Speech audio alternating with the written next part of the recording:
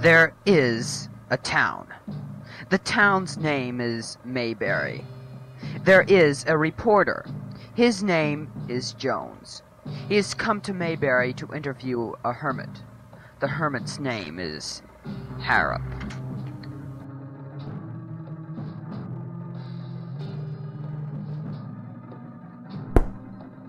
Hey, you, bum! Get out! What do you want? I want the story of your life. How much will you pay? Whatever you wish. Just give me the facts. Sentimental fellow, aren't you? My job is my job. I'm a reporter and I do my duty. And now, give me the story. It was many moons ago when I first met my uncle. Uncle Silas was his name. He was a mean old geezer. I used to visit his castle every day. His room was always dark, not enough light. My mother, rest her soul, forced me to go to his house every morn. Continue. Continue. Please, continue. Oh, I remember those days. My mother didn't know that he was telling me these terrible, terrible horror stories. The stories, I shudder to think of them. Oh, if she'd only known. If she'd only known. The desert ran on endlessly. Never ending, never stopping. Plant life was scarce, and if there had been a shrub, it would have been dead. Dead. Perhaps deader than the man who is crawling along the desert at this moment. Life leaking out of him at every second. And perhaps you know this man. His name is Dave Barry, starving and without water. And perhaps you realize that he was reported missing in the papers just a week previous, and has been on the infernal sand since. Dave Barry found himself attacked in a caravan along the desert. He was the only survivor. Now they are chasing him, and he must find some shelter to hide from infinite death. Now they are coming. See how they come. Black figures, moving slowly and parallel with the horizon. They are coming closer with whips in the stirrups, pursuing the man who is yet to be discovered. The men quickly scan the desert for a place to hide. Yes, a city in the midst of that blazing sand.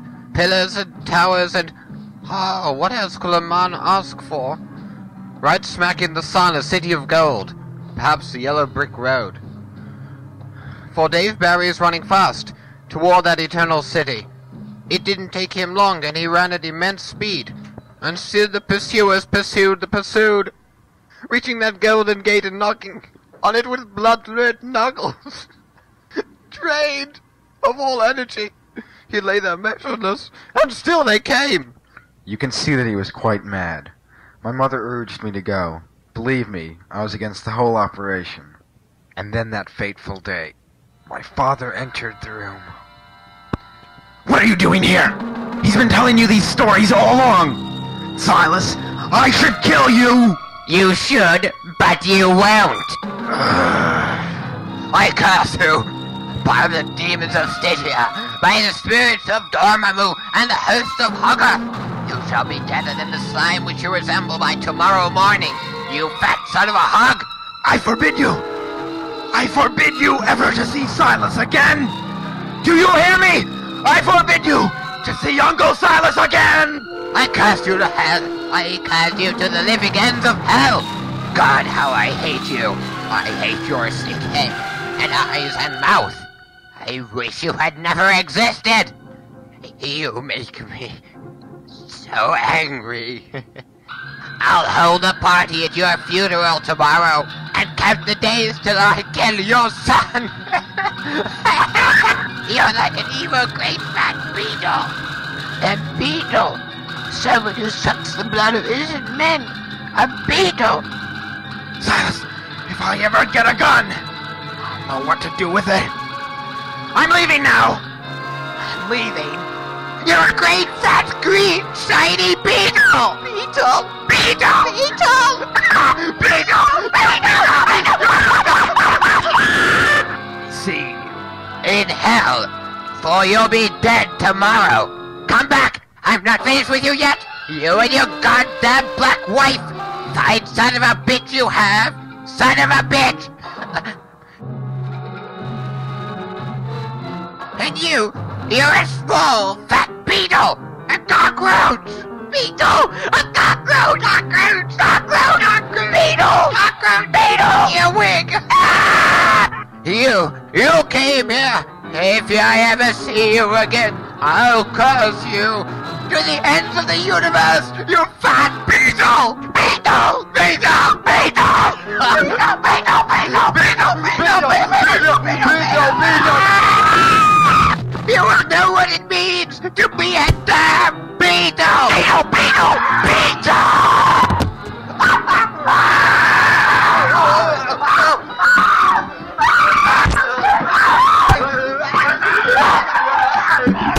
Crush him like a beetle!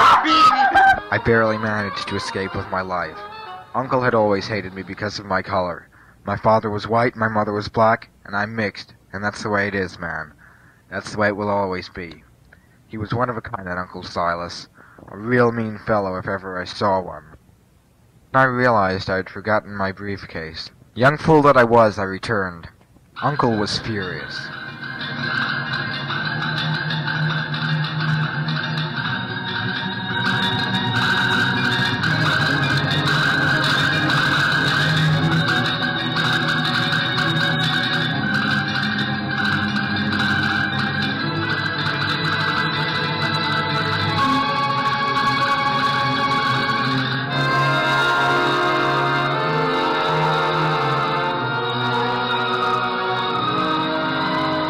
I saw before me a sight which shocked my soul. Uncle was worshipping Satan. Then it hit me. Uncle was a warlock.